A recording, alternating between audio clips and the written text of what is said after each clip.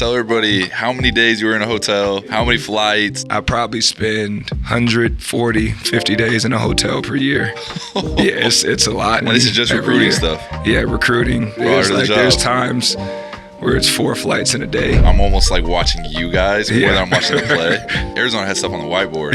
You're over there like, it's going this way. I'm like, oh, he knows exactly what's going on. Oh, yeah, they try to steal play calls as much as we can. You see just one cut and you know what's happening. You know exactly what's going on. And all I'm trying to do is get AJ or Rob to be like, look, ball screen coming. Just one takeaway that this year's team needs to improve on. Consistently starting games better. That's a great answer.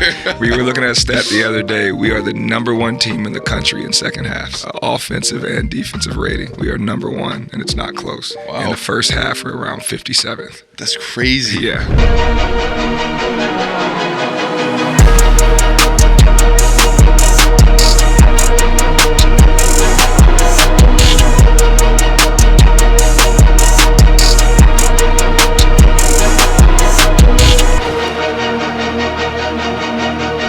Welcome back to Life Beyond the Three, presented by the Center Street Media. You guys can hit the hotline at 646-694-2538.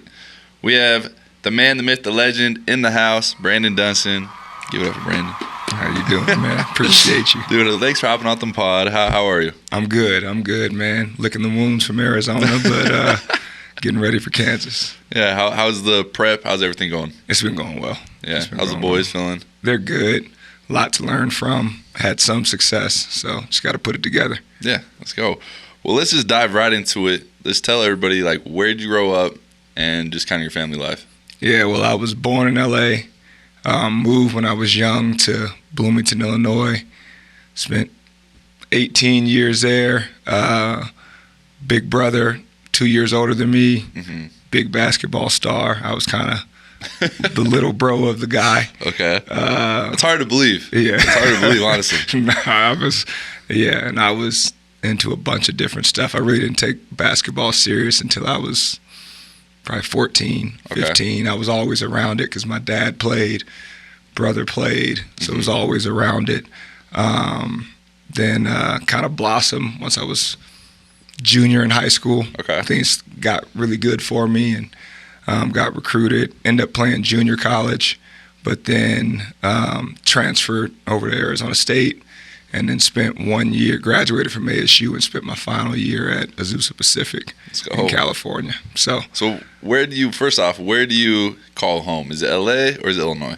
I actually call Phoenix home. That's actually crazy. I actually call Phoenix home. So that's actually crazy. Going to ASU, and then I spent some years there coaching NAI basketball. But that's where you feel like majority of my friends are.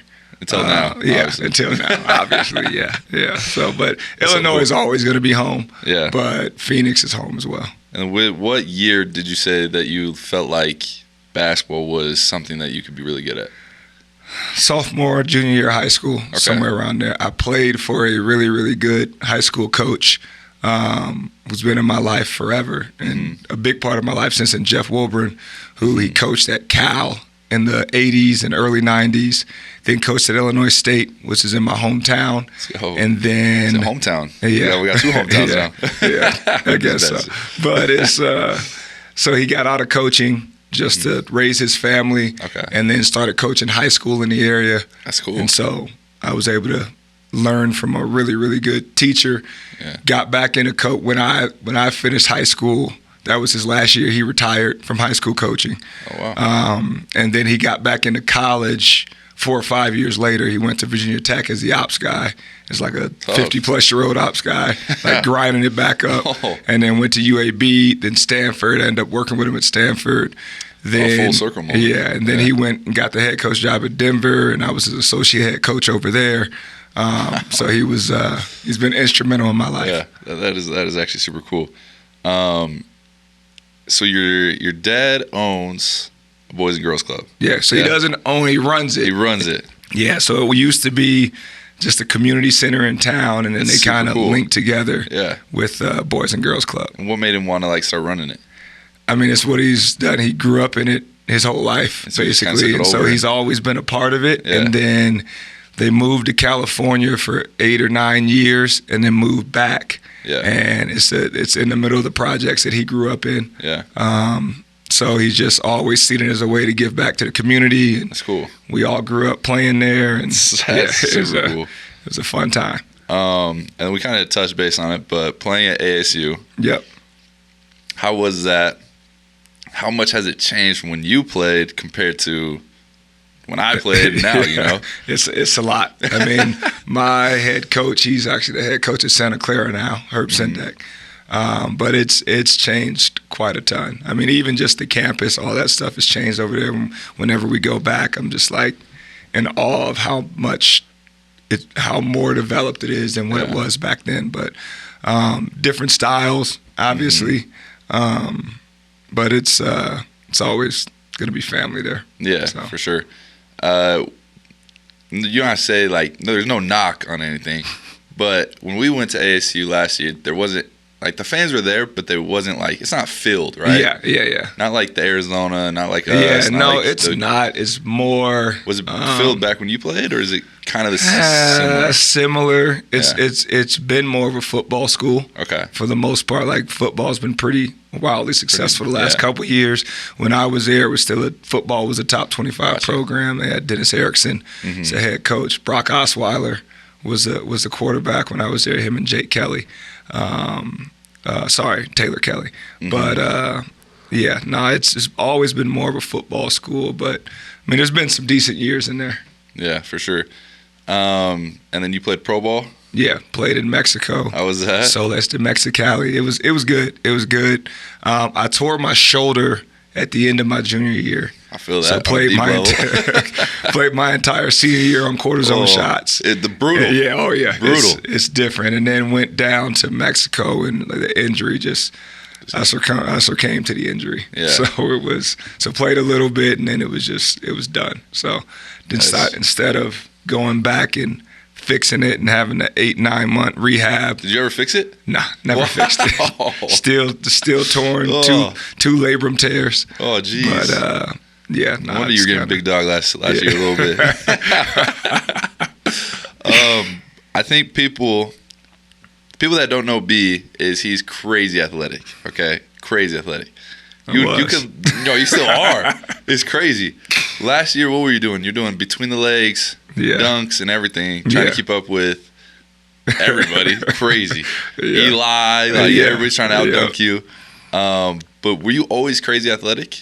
Nah, around 8th grade is when I kind of noticed my athleticism. I was actually in 8th grade you said I was athletic. I was the 5th player to dunk on my 8th grade team. Like we just had 8th grade. Yeah, we had a crazy athletic 8th grade team. One of the guys actually played at Utah Valley. He's now a psychologist over there. Wow. Kevin Woods. We had a guy that played at Southern Illinois. Okay. Who was dunking. We had a guy who ended up playing for the Cowboys who was like 6'2", 250 in 8th grade, and he was dunking. Jeez, we had a 6'5" point guard who was dunking in 8th grade, and then we had another kid who played D2 who was dunking in 8th grade. So I didn't dunk until the summer after 8th grade. Okay, fair. Those guys were dunking in season. Okay, fair. But you were still, like, how old are you? I'm 36 now. And you're going between the legs, still dunking right now. Like, come on, get out of here. I mean, my dad's 66 and he still dunks. So that should be your goal. Every year you have to do some cool like dunk. Just make sure you still got it. My dad does it every year. He gets it on film every year. That's kind of cool. Yeah, it's actually crazy. Yeah. So I kind of wanted to round out your playing days. What was the craziest atmosphere you played in? Craziest atmosphere I played in. Mm-hmm. Washington at the time was insane. They used to have this thing called they had this thing called dogpound.net. And they basically shared all the information on every opponent that walked in, and they had all the information on everyone on our team. That's kind of cool. Signs. It was one of our walk-ons who never traveled, just happened to be traveling that day. Oh, brutal. And they knew everything about him. It was insane. I remember our our athletic trainer, it was his birthday. It came out singing his birthday songs, and it was. Oh, that would kind of mess with you a little bit. It was insane, and they were really good. They had Isaiah Thomas, Justin Holiday, Abdul Guy. They had some players back then. Well, that's super fun. I think the one that I was super excited for, especially last year, was West Virginia. Yeah. And they like to print out, their little papers, and they tell you like who's the call of the game, who's the player of the game that they're gonna call out. And they have a starting five that they all call out. Super funny. There's some crazy environments out there. Texas Tech, when we just went there, Texas Tech is. I was shocked at how good their environment was. It's insane. Like, that one's crazy. I would put that up against just about anywhere I've ever coached against. Yeah, that one's crazy too. But since we're talking about coaching, let's go right into it. Yep. So what even got you into coaching? Like, who was like the mentor? Who was like the person? You talked about your high school coach that really. Yeah, you know what? I never wanted to coach. Yeah. I wanted to be on the sports agency side. Okay. And I did that for about a year. Okay. I worked for 2 different companies, one in Chicago, one in Atlanta. 3i Sports down in Atlanta. It was. I'm not doing it anymore. That's fair. Honestly, I just felt like I was helping the rich get richer. Yeah, and I wanted to do it to help bring opportunities, but I quickly found out that can't make a living that way. Yeah. Right? You got to get big clients to actually make a living. So that was kind of it for me. So I ended up working a desk job for about 12 months, working for State Farm Insurance. No way. And then I was working in Illinois. And then I had them transfer me out to Phoenix because I wanted to get back to Phoenix. And then I got offered a job from one of my Azusa Pacific assistants who ended up being the head coach at Arizona Christian University. Okay. So I left State Farm. He only paid me $2,000 for the year. $138 a month after taxes. Yeah, so I figured out living, figured out how I was going to do things, and did what I needed to do. And then end up getting the next year a full-time gig. Were you like an assistant coach? Yeah, I was an assistant. So it wasn't like a GA job? It was nothing? It was an assistant coach. How's that legal? I know, right? The next year I ended up getting the full-time gig. Now it was like $30,000, but for 2 years. Crazy. Yeah, it was way more than I was making. So I'm like, I've made it. Right? But so for 2 years, did that. 2 more years, did that. We were top 5 team every year in the NAI. I mean, we had really, really good players. I mean, we went to 2 Sweet 16s. I mean, we had guys on that team that could have started for like multiple teams that I've coached. Like, it was pretty insane how talented those groups were. But a lot of it, you don't see it as much anymore because a lot of those guys are like D1 bounce backs and like, or they've exhausted their NCAA eligibility. But now everyone can just transfer, so no one really drops levels. So it was fun, though. And then I went to Stanford as a player development guy for 2 years, which I learned a lot there. And then went over to Nevada for my first Division I assistant job. And so we were a top 5 team in the country. We had 6 NBA players on that roster. That was fun. Lost to Florida. We were upset by Florida in the first round. So that hurts. It was tough. And then after that, our head coach went to Arkansas. I wanted to stay out west. So one of my assistants from ASU, Dedrick Taylor, was at Fullerton. And so I went and worked for him for 2 years, which is the first time I met you. How was that? How was the first time we met each other? We were close in there. We were in there for a little bit, but Barcelo was not going to let us win. That's funny. You hit your first 3. You hit your first 3, and it was fun over there. But that was during COVID. Probably no better place to be during COVID because I was at Huntington Beach every day. Yeah, like we had during the COVID year. That next year we had 4 15-day shutdowns mid-season. So it's like we played 1 game, I think like November 18th. Cali was way worse. Oh, yeah, way worse. And down there it was like you're taking the entire 14 days off, whatever it is. Oh, wow. So like we played 1 game in November. Our next game was January 1st. And so it was crazy because December 31st was the end of one of our 14-day shutdowns. Actually, no. January 1st was the end of it. So we didn't see each other for 14 days. Conference started January 1st. That morning, we all tested and got cleared, drove to Santa Barbara and played 2 games back to back. Oh my gosh! So how'd you get the boys like somewhat in the mindset of, okay, we're playing 1 game and then they just wait 2 months? It was insane. You guys on like Zoom calls? Because we had a couple. Yeah, we did Zoom calls, but we had a couple like games that were set up to go, and like we were headed down to San Diego to play, University of San Diego. As we're headed down there, they call us, we had a guy with COVID, no game. So we're like, okay. Then we're getting ready to go to Arizona. We just randomly scheduled a game with Arizona because, like, we were scheduling games by, like, all non-conference games by, like, the week. Yeah. Like, so we scheduled one with Arizona. Then we got COVID. Oh my gosh. Then, so we went down, and then it happened, like, 2 more times. We were literally in the air, about to touchdown in San Diego to play San Diego. Yeah. And they get a call, and they're like, hey, sorry, we have a player that tested positive. And so we, like, about to land and took right back so off. Crazy. That's how it was. But it was, I mean, again, those 14-day shutdowns, they sucked from a basketball purpose. Yeah. But, like, again, I was at the beach on those shutdowns, so it was fun.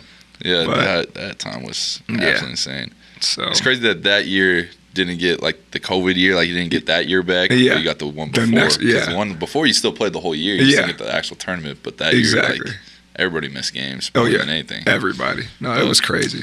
And then... So, from there... Stanford? No, I went Denver from there. Denver. So, my high school coach got the job there. So, I was his associate head coach over there.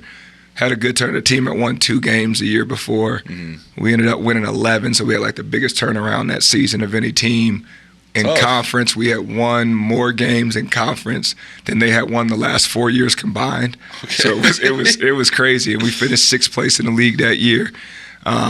So that was a fun year. And then you were there for just 1 year? 1 year. And so wanted to help him get the program started, then got the call back from Stanford. Gotcha. Where I played you again multiple times and did not like. How was that one? Did not like coaching against you.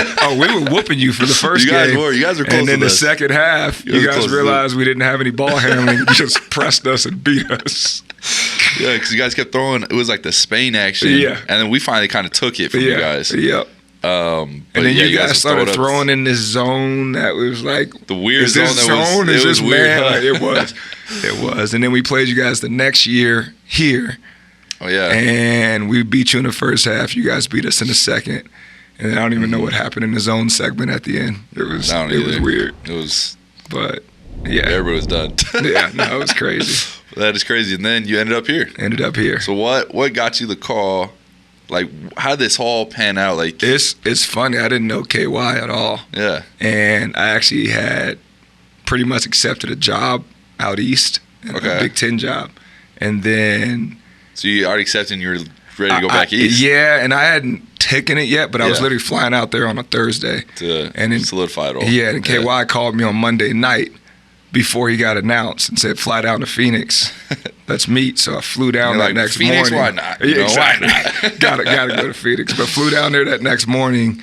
We sat and just talked at a little coffee shop for, I don't know, an hour and a half, and it was just like an instant connection. So we knew a lot of the same people. His brother, who I had no idea was his brother, JY. We had known each other for years.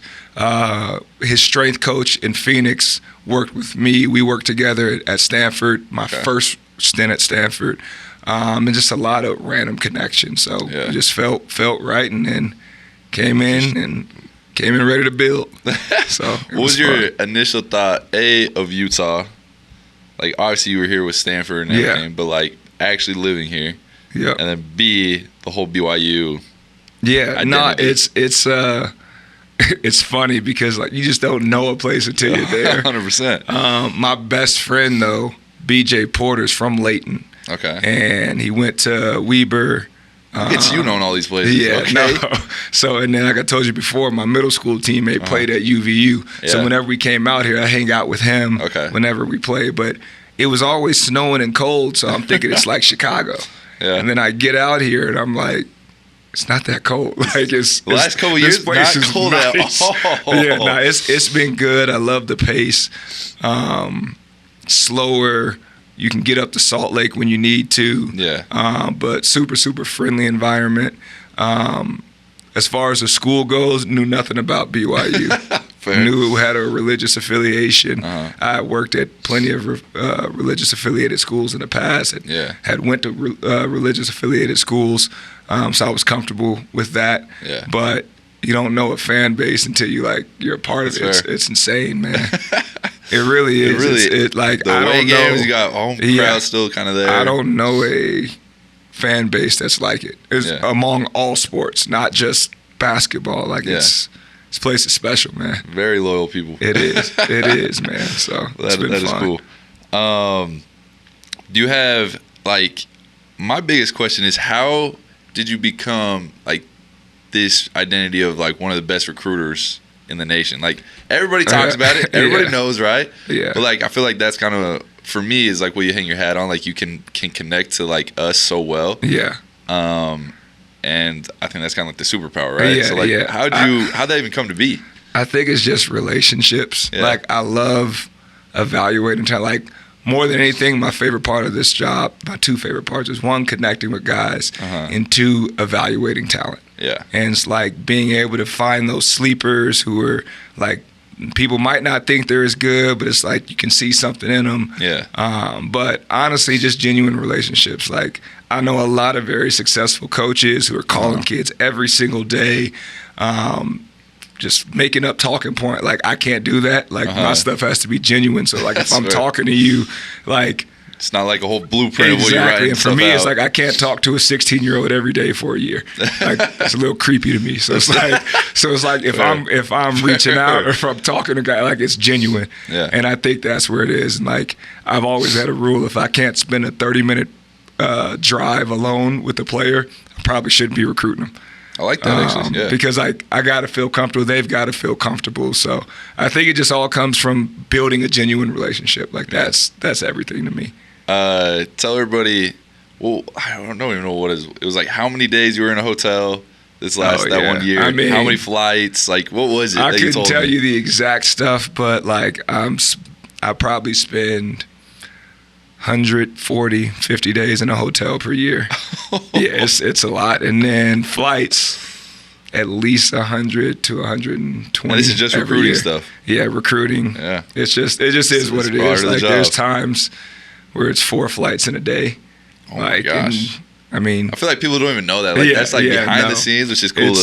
It's funny. We went last year. I remember our first day of recruiting. KY was all right, what's going on? What do we got? We drove to Hurricane to see AJ. Flew to Vegas. From Vegas, flew to Atlanta. Came back that night. And got back at probably 3 a.m. And then had practice the next day. Oh, my gosh. That's just what it is. And then a day later, I flew to L.A., then Phoenix, and then drove somewhere from Phoenix. I don't remember. But, that's just brutal. It all blends together. Yeah. It just kind of is. It's just part of it. So. Yeah. I don't know if that's I feel like people don't understand it. That takes a toll of the body. It does. It's a lot. Yeah. But at the end of the day, you're getting paid to watch basketball, coach basketball, and mentor guys. It's a good life. Yeah. What's something that fans, even players, don't know that goes into coaching, practice, coaching, just everything? Probably scout prep work is probably the biggest thing. How many hours you spend on scout? I couldn't tell you. I would tell you for every game we play, I probably watch 8 to 9 games of that team. And Let's then go. So you have Oklahoma down. State coming up, so you watch at least 8 to 9 games. Yeah, I've watched 5 already. I got 3 more I'm going to watch. And then it's just game plan. It's game planning for, what are they going to do? You got to find teams that play similarly to you, what they've done against those teams. With newer coaches, you got to see at their last stops what they've done against those teams. You got to be prepared for whatever adjustments you think they may make to your guys. Yeah. You got to have a plan A, plan B, plan C. Sometimes you got to work on plan B and C in practice in days before, sometimes a week before, without telling the team you're working on it. Yeah. Because you want to be focused on the team that you're currently playing against. Yeah. But you still want to get some of that stuff in to have it on film. That way, when you go into your game, you can focus on plan A. Yeah. And then if we have to make an adjustment, that plan B and C is not foreign to them. Yeah. So it's like, so there's a lot of just like mental prep work that goes, psychology that goes into it. A lot. And it's everyone in the office that has to meet on it and kind of give their stuff. Like, people don't realize how important our GAs are and managers are, because like analytically putting stuff together, putting different clips together, helping us clip tape up, like it's a process. So a process. Yeah, that's probably, I would say, the most time-consuming thing. And then trying to break it down for the players, where it's like you have to dumb it down like crazy. Exactly. Like, if we know 40 plays that they run, like getting the players to understand the concepts within those plays. The concept, because I've been around some things where it's like, we know their plays almost better than we know our plays, and it's just too much. Exactly. So if you just understand the concept, like, I feel like you did a great job with our Wisconsin scout round of 32, is because it was like, we knew the concept of what they're going to do, and it just helped us honestly understand, okay, they're in this kind of situation, this is what it's going to be. Main action they might run. Yeah, and I think that's the thing. It's like, all right, they might have, every team has whatever 30, 40 actions, but they usually all end up in 4 things: a ball screen, a post up, an ISO, a backside action, something like that. They all end up in that. So if I can help guys understand these actions are coming at some point, and I can hear a play call and I can say, Trevin, backside action coming for you. At some point, you know that's coming and you can be ready for it. Like, that's what they're looking for. So it's honestly super cool, because at this point in like my career, my life, I'm almost like watching you guys more than I'm watching the play. Because like, there's coach was like, hey, they're running this, because Arizona has stuff on the whiteboard. You're over there like, it's going this way. I'm like, oh, he knows exactly what's going on. Oh yeah, no, that's the thing. We try to steal play calls as much as we can, and you see a set, a form that they're in, and you see just one cut, and you know what's happening. You know exactly what's going on. And all I'm trying to do is get AJ or Rob to be like, look, ball screen coming. Deny that, whatever it is. But it's hard to process in real time for the guys too, like, because they're trying to focus on what they're doing.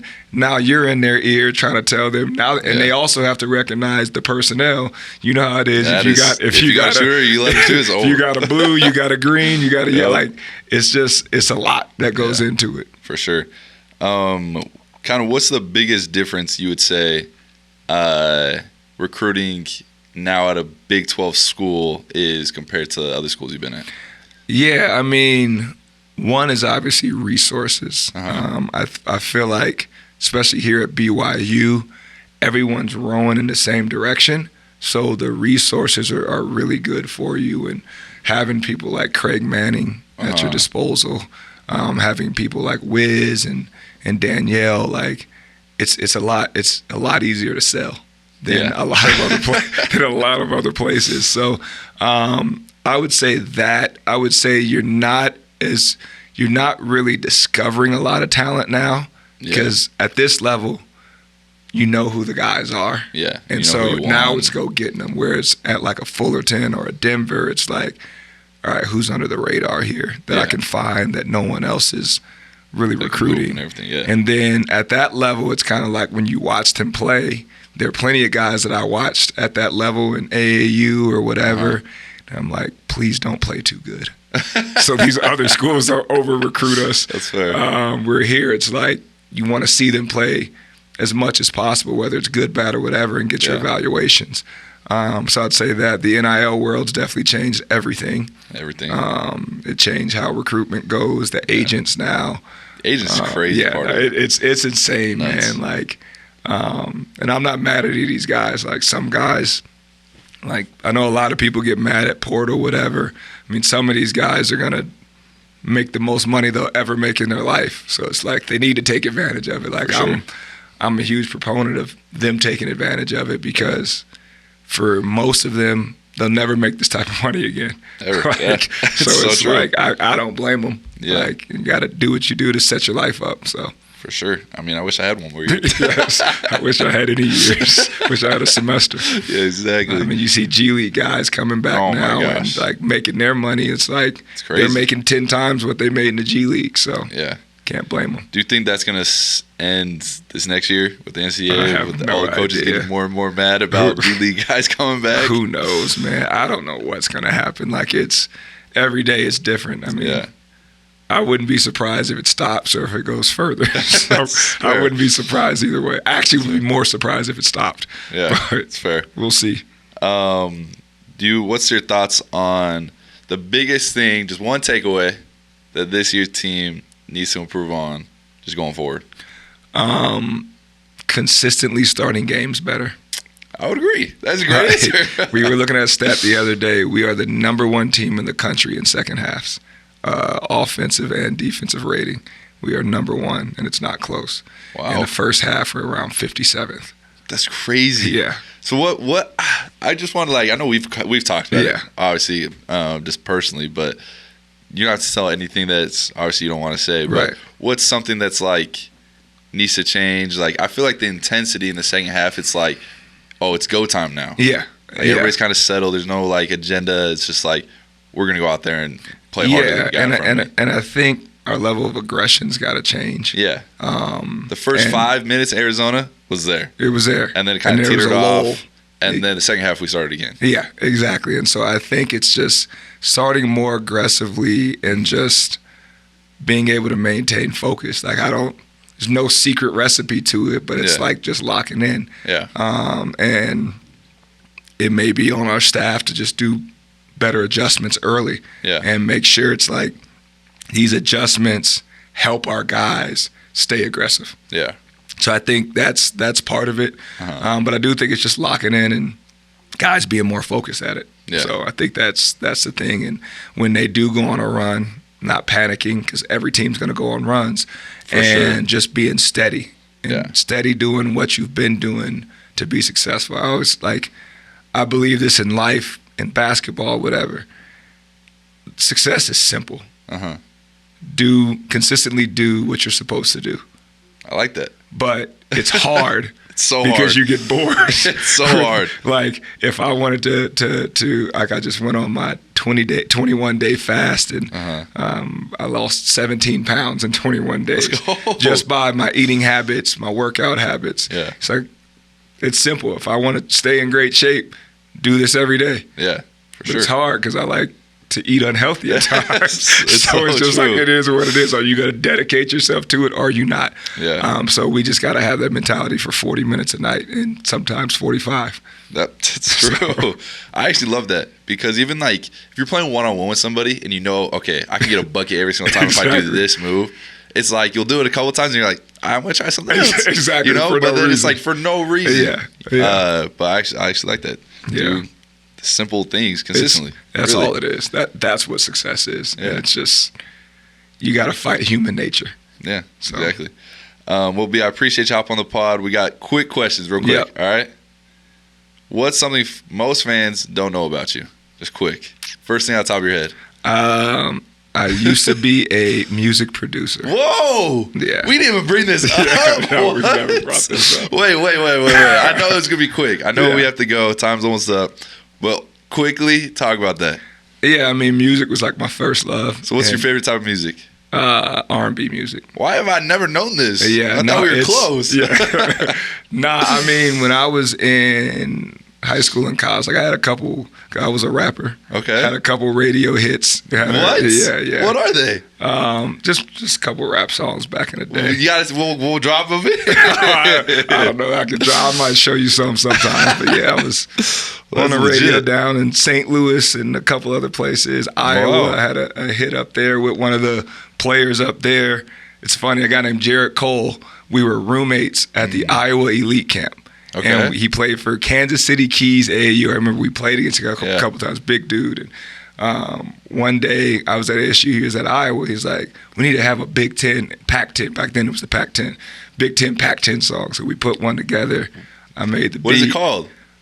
Honestly, I don't even remember what Get it's called. out of I here. have Okay, it, but I remember what it's called. I'll be there today, so I'm going to be But talking about it. It went like number 1 on the radio in Iowa. Are you serious? Yeah, like it was played everywhere. We'll do our research. We'll find it. And then I've had a couple of, but that was like my passion. And like, why don't you produce something right now? Like, I'm not doing music anymore. What? I haven't done stuff in the studio in so long, man. It was that's awesome. But it used super to be cool. fun. All right, quickly, dream non-conference matchup for BYU next year. Dream non-conference matchup next year. What's a cool one? What's one that I would always like to do at some point? Illinois for me, just because that'd be that's cool. who I grew up watching. I'm 30 minutes from their campus. Yeah, like that's always a dream matchup for me. Yeah, that's cool. I like that. And the last one, start, bench, cut. All right, AJ, Darren Peterson, Boozer. Ooh. You got to start. I'm obviously starting AJ, but I'm not gonna give any motivation to Darren Peterson. So I'm gonna keep the rest. That's fair. For as of this week, I'm benching Darren Peterson, cutting Boozer. Call me next week. I'll let you know. That's funny. How I feel. Big time. Well, thank you, B, for hopping on the pod. This has been fun. No, I appreciate you, I didn't even man. know some of the things about you, so this is super cool. No, I appreciate you. Proud of everything you're doing, man. I appreciate You're one of you. the favorite guys I've ever coached. I appreciate you. Yeah, you're the guy. Thank you for watching Live Beyond the Three, presented by the Center Street Media. Let's go. You guys can watch on Spotify, Apple Music, or YouTube. Catch you on next time.